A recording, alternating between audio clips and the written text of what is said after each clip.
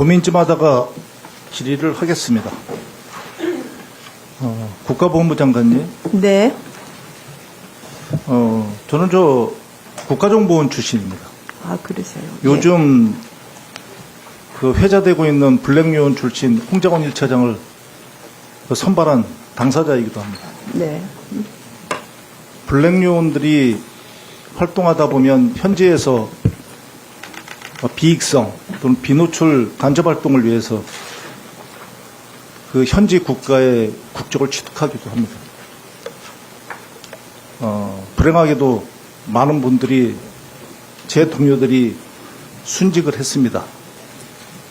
당연히 외교 문제가 생기기 때문에 국가에서는 그 사람들의 존재를 부인합니다. 현지에 버려지기도 하고 어디에 묻혀 있는 거 물론 저희가 나중에 수습하기는 합니다만 그분들은 현충원에도 묻히지 못하죠. 공식적으로 대한민국 국민이 아니기 때문에. 그럼에도 불구하고 원망하는 것을 그렇게 듣지 못했습니다. 살아 돌아온 그 블랙요원들과 접촉해서 얘기하다 보면 이런 얘기를 공통적으로 합니다. 정말 자기가 어렸을 때 뛰어놀던 그것도 다시 보고 싶었다. 사랑하는 가족들과 조용하게 남은 생을 살고 싶었다. 실질적으로 그렇게 삽니다. 국가가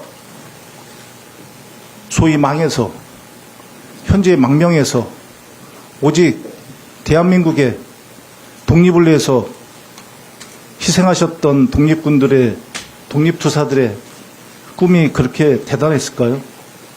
저는 블랙요원들과 다르지 않았다고 생각합니다. 소박했을 겁니다.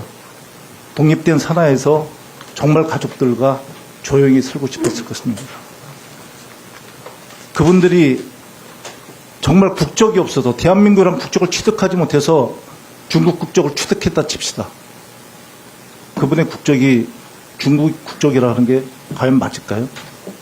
전 장관님뿐만 아니라 장관님께서 어쨌든 국적이 김구 선생님의 국적이 대한민국이라고 말씀하시는데 전 믿어 의심치 않습니다. 당연합니다. 하지만 네, 많은 일부의 분들이 중국 국적인 것처럼 말씀하시고 있는 것도 사실 아니겠습니까? 그렇다고 한다면 저는 보훈부 장관님께서 나서서 이런 걸 바로 잡아줘야 된다고 생각합니다.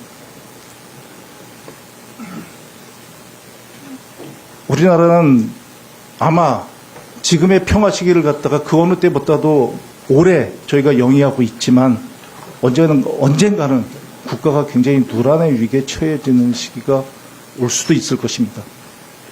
그런 시기가 됐을 때 우리 모든 대한민국 국민이 일치단결해서 극복하고자 한다면 적어도 국가를 위해서 희생하고 국가를 위해서 헌신한 분들에 대해서 저희가 예우를 다하지 못할 망정 정말 조롱에 가까운 그 사람들이 그렇게 원했던 정말 소박한 꿈 자기의 국적을 갖다가 회복하고 싶었던 그 소박한 꿈을 저는 밟아서는 안 된다고 생각을 합니다.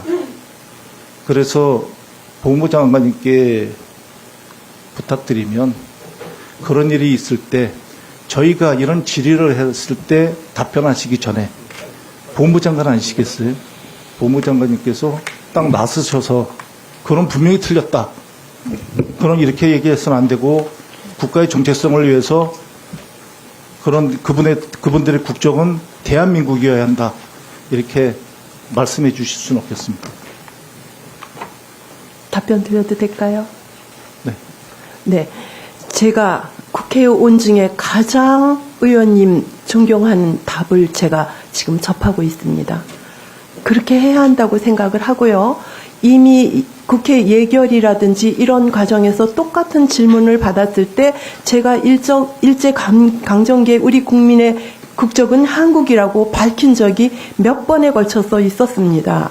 그러나 다른 김문수 장관님이라든지 다른 질문에서 여러 논란이 많이 나올 때마다 거듭 저희는 했는데 이것을 전국적으로 언론 매체나 이런 거는 나름대로 최선의 노력을 했음에도 불구하고 여전히 이런 논란이 가중이 되니까 정말 안타깝게 생각하고요.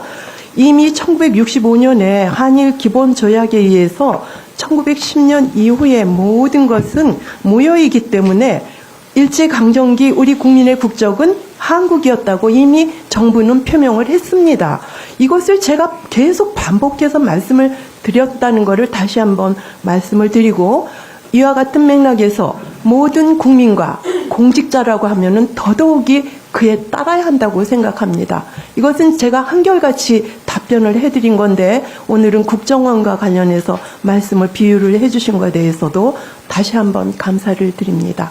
저희가 조치를 할 수 있는 부분은 더 노력하도록 하겠습니다. 네.